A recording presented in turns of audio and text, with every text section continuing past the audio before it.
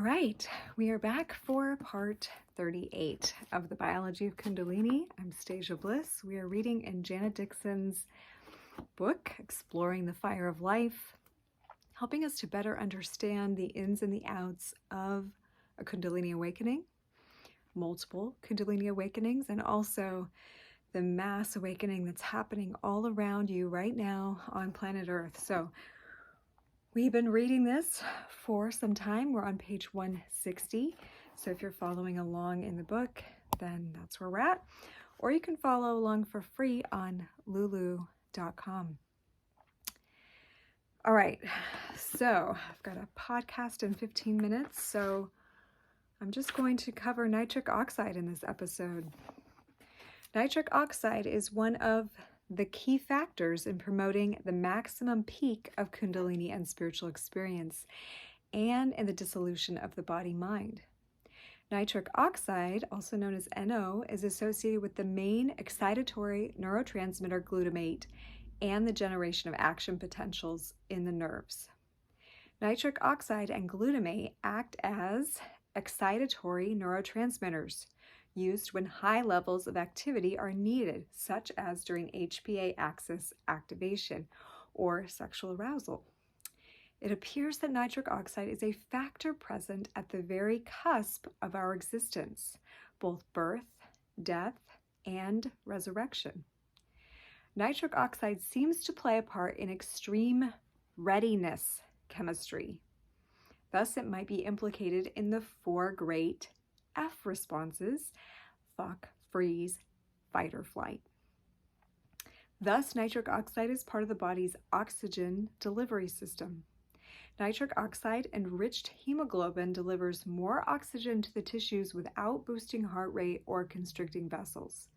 Hemoglobin senses oxygen levels and releases oxygen and nitric oxide when oxygen levels are low. This property of nitric oxide and hemoglobin is now being used to deliver increased oxygen to cancer tumors, which are always anaerobic and hypoxic, so starved of oxygen. Arginine is being researched as a possible cancer cure through its influence on nitric oxide chemistry. And you can find that at www.lef.org. And there's more to that URL, but you can find it on page 160.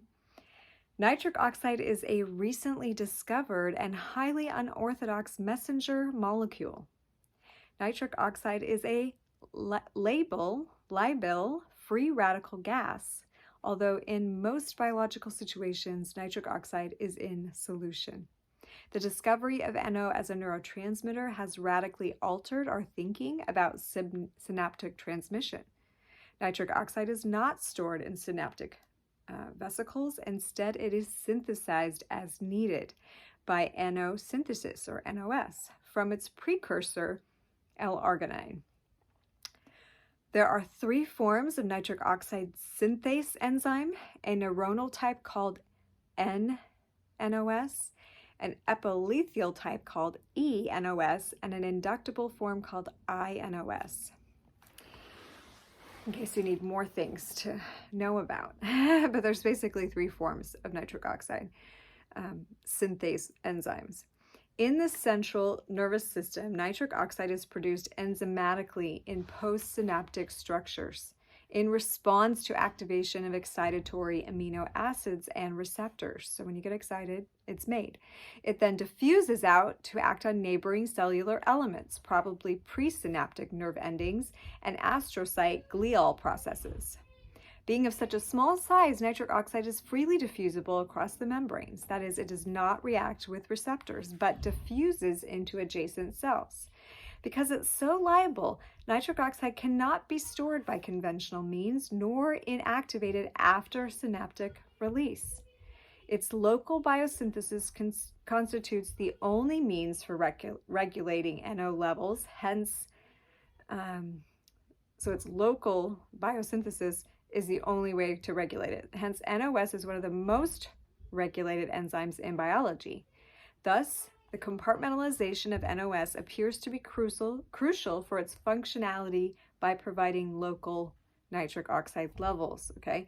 The molecule possesses a small dipole moment because of the similar electronegativity of oxygen and nitrogen, making it essentially hydrophobic, that it is not soluble in water. Its reactivity is due to the unpaired electron in the outer valence orbital of its oxygen constituent. Nitric oxide is not to be confused with laughing gas or nitric oxide. For nitric oxide, or nitrous oxide, not to be confused with nitrous oxide, nitric oxide has one extra electron, and thus, sorry, I just got told again that my podcast in 10 minutes.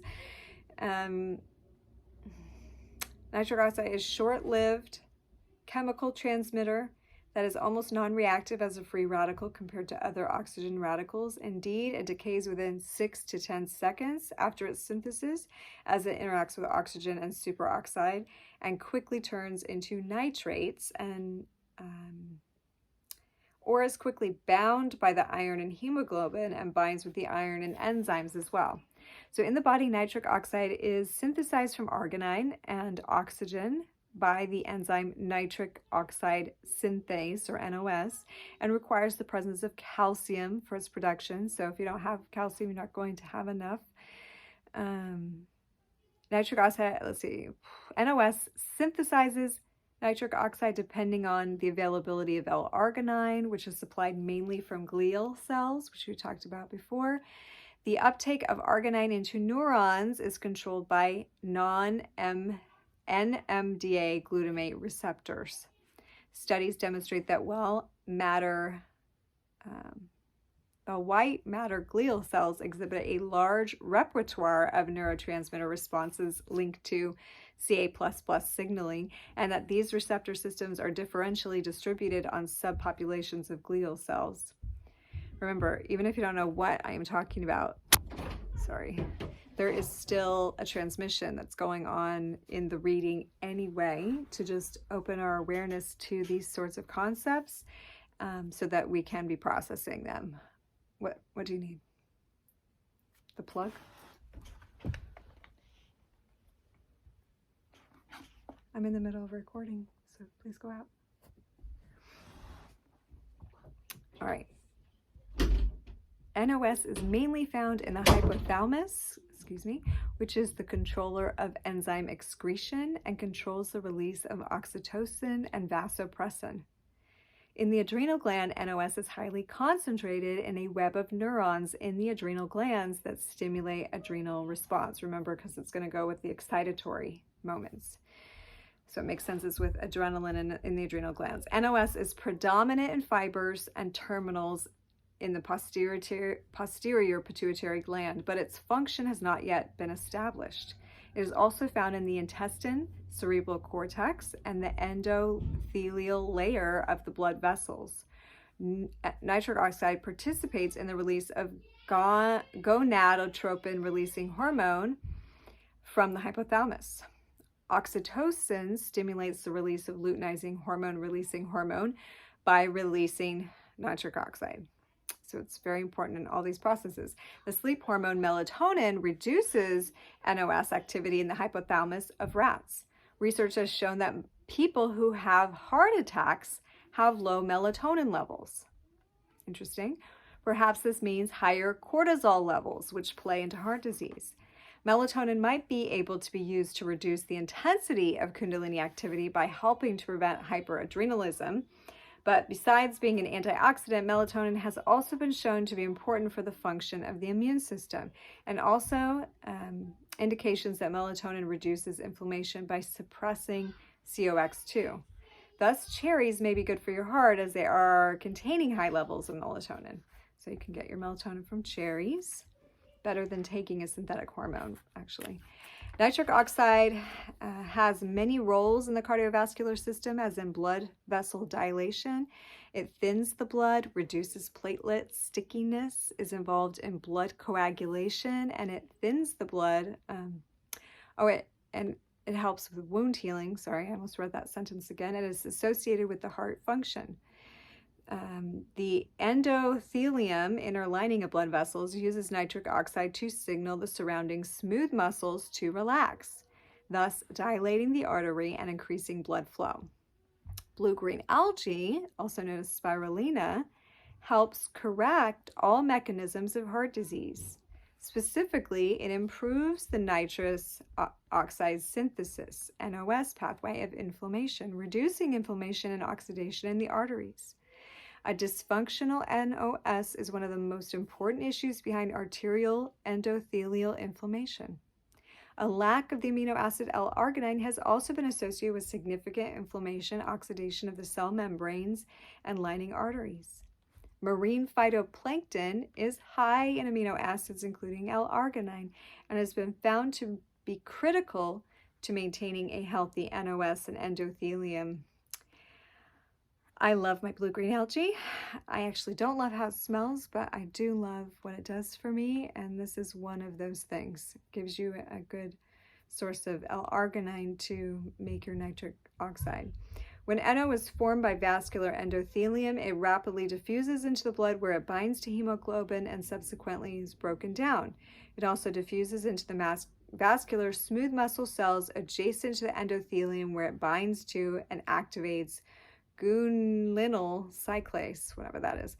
It's an enzyme, she says. This enzyme catalyzes the dephosphorylation of GTP to cGMP, are you following me?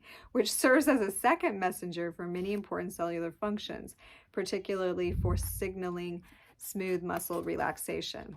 Really important, smooth muscle relaxation. That's even just our relaxation. Nitric oxide is a major signal transduction molecule in vertebrates and serves as a neurotransmitter in the central nervous system and the GI tract, and may be involved in the memory and learning. Unlike most other neurotransmitters that only transmit information from presynaptic to postsynaptic neurons, the small nitric oxide molecule can diffuse all over and thereby act on several nearby neurons, even on those not connected by a synapse. So it has a much wider reach in the body. It is thought that this process may be involved in memory through the maintenance of long-term potentiation or long-lasting strengthening of the connection between two nerves. Makes sense.